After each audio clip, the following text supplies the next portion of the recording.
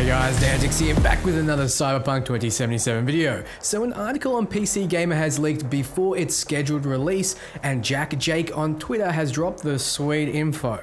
Honestly, I'm blown away by the effort that's gone into this game and the raw talent on display. So in this video, I'll be covering the REDengine and how it lets the team be extremely creative. It solves texture clipping with layered fashion, it solves cars falling apart dynamically, and even has advanced camera proxy systems to save your system's resources. Then we talk about ray tracing, hardware optimization, fitting the huge game in such a small size. We talk lip syncing, jaw and lip optimization, and much more. Before we start, I want to mention that a lot of you might not be getting to experience Cyberpunk as intended on PC, so I'm giving away my 2080 Super. Be sure to follow on my socials to know when I'm streaming and handing it out. Be sure to subscribe too to keep up to date with RPG content. I have a ton planned.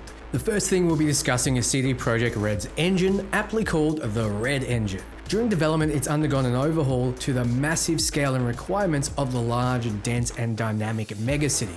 CD Projekt Red say, there were so many things in Cyberpunk 2077 that we just didn't have to do for the Witcher games. Brand new lighting pipeline, upgrades to volumetric clouds and fog, bringing new opportunities for that new lighting system and a magnitude of ray-traced effects to shine. Implementing simulation-based dynamics for liquids and clothing. And that's just what's evident on the surface. Implemented multi-layered shaders, a leap in effective pixel density on screen that translates to crisp, detailed environments, new async compute pipelines to better make use of brand new graphics hardware built for DX12, a new API of choice for Cyberpunk 2077. Lastly, there's a system for procedural asset generation, allowing for attention to detail on an unprecedented scale.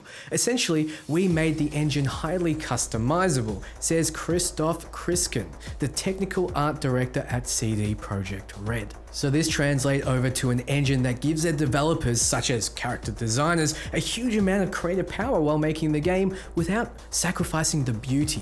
One such example is layered fashion. A dynamic clothing system lets you layer clothes without layering textures on top of each other, which would usually result in clipping. You can put a bulletproof vest over a fluffy winter coat and it would look how it should. My guess is the system puts them together and treats them as the same object, meaning no strange texture clipping and artifacts. This lets character artists go to town with designs. Then we have one of my favorite announced features of the REDengine, car destruction.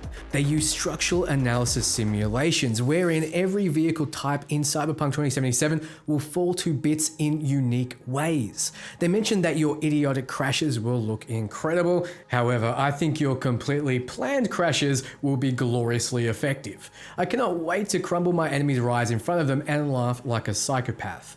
All those we think are going to review bomb Cyberpunk because they expected Cyber GTA 5 and don't want us to be happy may actually enjoy this more than we think based on all the vehicle information that we've been getting. Then we have what's probably most important but least flashy part of the REDengine, a proxy system that makes it so assets far away from the player camera are scaled back, which means your system doesn't have to expend resources on the things you won't be able to scrutinize anyway. Probably one of the reasons the game doesn't need loading screens. Then we should talk about real-time ray tracing. According to CD Projekt Red, diffuse illumination, reflections, ambient occlusion, and shadows will all be improved upon or enabled with real-time ray tracing. Ray tracing brought simplicity to the table when it came to testing and iterating. Cyberpunk 2077 is extremely complex in both terms of scale and also due to the design of Night City itself. We have extremely vast cityscapes with a huge amount of verticality. These factors make lighting Night City extremely demanding as we cannot use any pre-baked lighting systems, solutions so commonly used in games. We implemented ray tracing into our engine to work as a hybrid solution, meaning that we can replace certain systems with its ray traced version. For example, our core global illumination system uses light that comes from the sky, sun, and all location light sources to dynamically produce bounced light. In ray tracing mode, we use our main G1 to produce only the bounced light, while the main light that comes from the sky is ray traced, giving it much better shaping and details in the shadows. All feed into both capturing the vibe of Night City in all its cyberpunk glory and also making it feel as real as possible to help bring that immersion even closer. So that was a snippet from Jacob Napik, who is the lighting and FX art director. For those who understand the technical nitty-gritties, you probably want to know more. Sadly, I can't give you any more information. Those who don't understand, all I can say is the world will seem more alive if you enable ray tracing, as light will appear more like it should while playing the game. If you have an RTX graphics card, you'll mostly be sweet. So we talked about ray tracing, now it's hardware and optimization. So let me read the snippet captured from the PC Gamer article. But visualizing Night City is only step one. CD Projekt Red must then realize it across a wide gambit of hardware and software. What we realized while making The Witcher 3 is that no matter what technology we want to implement next, it has to be scalable. It was our motto from the very beginning, and this also quietly assumes that the game should maximize the current hardware you have. Clearly, with a planned release across a near complete sweep of PCs and consoles, CD Projekt Red has its work cut out for it in achieving such an ambitious goal. As such, scalability is built into every system that can be included with Cyberpunk 2077, from its minimum system requirements, which request only an NVIDIA GeForce GTX 780 3GB or better for a 1080p gaming at low settings, to dealing with a sprawling cityscape and all its weirdo inhabitants in an up-close and personal level.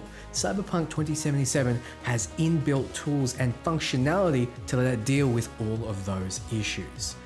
Yes, the game will run on a card as low as a GTX 780 at 1080p with low settings, but I wouldn't recommend it. It's like buying a Ferrari and only driving it in school zones. However, I guess you can always upgrade later when you can afford it, or cross your fingers winning my competition. If you're wondering how this game runs on base consoles, the answer is simple: optimization and lots of it. We talked briefly about the proxy system, but CD Projekt Red expands upon that. A special hierarchical geometry simplification pipeline tool designed to manage high-res textures was developed. It essentially creates simplified in-game models from the high-resolution models. High-resolution models are loaded around the player character alone, while these low-res profiles are kept at a safe distance from a player's eyes. You might not notice much of a difference during gameplay, if any. This allows Cyberpunk 2077 to fit within a reasonable amount of memory, a vital measure to ensure wide compatibility and performance. A node-based lattice system cuts resource load from vehicle destruction, distributed computation, sometimes days of number crunching is put to work chewing on data for that expansive global illumination system, and similar processes are employed for terrain tiles, navigation data, and even acoustics in order to deliver a map that needn't sacrifice beauty for scale. Now, this is probably all meaningless to those who care about nothing more than gameplay, but this will translate over to more time and effort being able to be focused on making those gameplay systems seamless. Now let's talk about JALI, which is jaw and lip integration. I'll let the video speak for itself, pun intended. If your job is to make animated characters come alive, you will eventually come to a realization: lip syncing sucks. Putting lip-synced speech on your character is tedious, time-devouring, soul-sapping, and thankless. If you get it perfect, your audience will not notice. If you get it wrong, even slightly, your audience will see the flaws and will not forgive you. You just want to get the lip sync done and move on to the fun parts of character animation. But your characters have lines. They need to talk. Let us help you out.